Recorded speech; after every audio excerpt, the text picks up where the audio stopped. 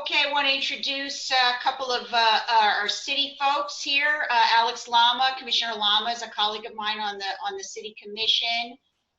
Susan Simpson, I guess, is on the line. She's our assistant city manager. We're happy to have our city involved in this discussion because clearly we are, as I say, a very condo-centric city, and so these issues pretty much affect 95% of the residents here. So it's always great to have city interaction and participation in this.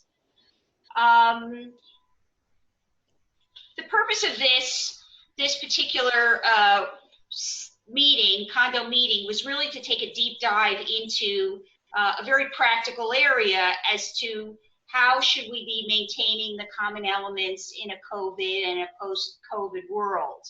And so why this topic is important, I think that as a society, we've endured isolation, quarantine, sacrifice, incalculable human, emotional, physical, economic tolls in combating COVID.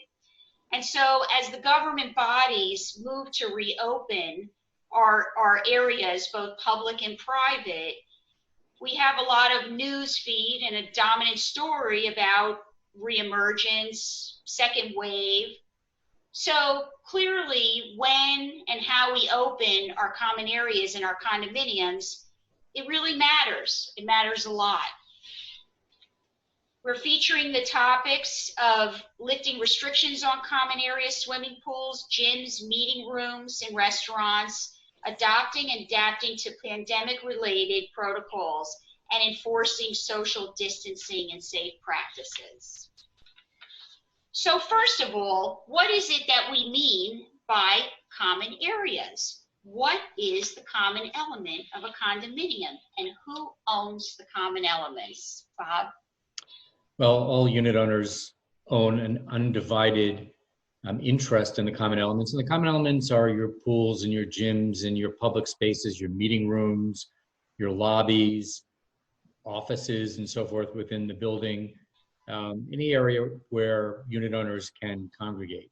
I mean, even hallways, are common areas. So anything basically that's not within the boundaries of the unit is either a common element or a limited common element. And the limited common elements you're most likely familiar with are your balconies or terraces, your parking spaces are frequently limited common elements. So those are elements that are pertinent and for the exclusive use of your unit. But otherwise, anything outside of your unit is generally a common element. That's exactly right. Just textbook definition in the Condominium Act. Common elements means the portions of the condominium property not included in the units. So while everybody focuses on what about the swimming pool, what about the swimming pool, in reality, anything outside of the boundaries of the unit, whether it's your laundry room, your walkways, your elevator, your utility room, anything that's outside of that really is a common element.